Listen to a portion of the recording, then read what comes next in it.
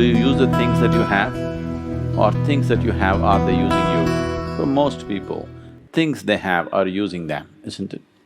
One of the hugely misunderstood aspect of spiritual process is renunciation. Renunciation does not mean giving up something, because anybody who is little conscious about the nature of one's mind clearly knows what you give up will rule your life. Yes? Renunciation essentially means that you're working towards your freedom, from compulsiveness to consciousness. So you're consciously trying to see how not to be controlled by things. This does not mean you don't use things, but as a preparatory step, somebody may distance himself from things also. You need to understand this. The best thing, the foremost thing, and the most beautiful thing that you can offer to people around you is you're an evolved human being. Yes or no? Not your money, not your wealth, not your rubbish, not your work which is going to make the difference. That being with you is a wonderful experience for people around you, your family, the people that you work with, your friends. Everybody aspire to be with you because it's a wonderful experience to be with you. This is the best thing that you can ever do to any human being around you. That's all they aspire for, isn't it?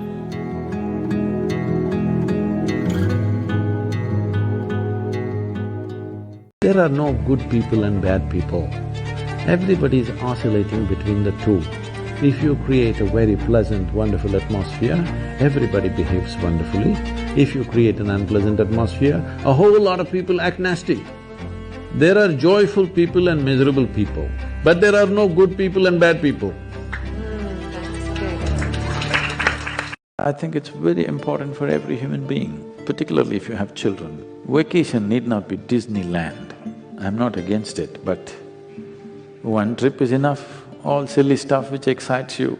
If you can take your children, walk in a jungle, not in a resort, just live on a mountain, expose them to nature, I will tell you, you will bring up your children not only physically healthy, mentally healthy, far more sensible and accepting and wonderful kind of human beings. Because once you go into nature, whose son you are, whose daughter you are, what are you in the city doesn't matter, okay? It's very important that everybody experiences that, otherwise you start creating your own illusions as to who you are and you start believing it for sure. It's important there is some connection with the roots of who we are and we listen to the right kind of things, what makes life buzz. Any kind of definition you put on you, it is not enough to describe this one. When this small piece of creation is like this, the source of creation, how are you going to put a definition on it? You can experience it, you can't make knowledge out of it. Whatever knowledge you have about God is just pure nonsense, cultural nonsense. Depending upon which kind of culture you are in, that kind of God you have, isn't it? It can only be experienced. Experience does not mean you can eat it or you can grasp it. No, you can experience only by dissolving in it. There is no other way. So, we are just looking for methods of dissolution so that we can experience something far bigger than ourselves. If there is no risk, there is no adventure, all right? If you take a risk and succeed, everybody says, wow, he's adventurous. If you take a risk and fail, they say he's a bloody fool. So you are ready to make a fool of yourself. That is when you can do adventure, otherwise you cannot. If you want to be always a smart guy, you will never do any adventure, you will become mediocre. You are willing to make an utter idiot of yourself, that is when you will be able to cross lines. Well, will you do it all the time successfully? May not be. Sometimes you fail, sometimes you land on your backside, that's how it is. But you lived your life, that's the important thing.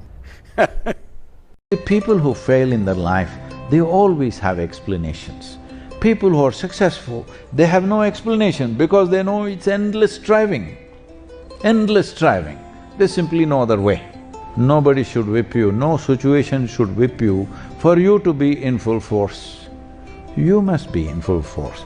This you will only do if you are joyful and exuberant by your own nature. Only when you're joyful, you're willing to go on full on, isn't it? Little frustration, little depression, little something, then you think, maybe this is my fate.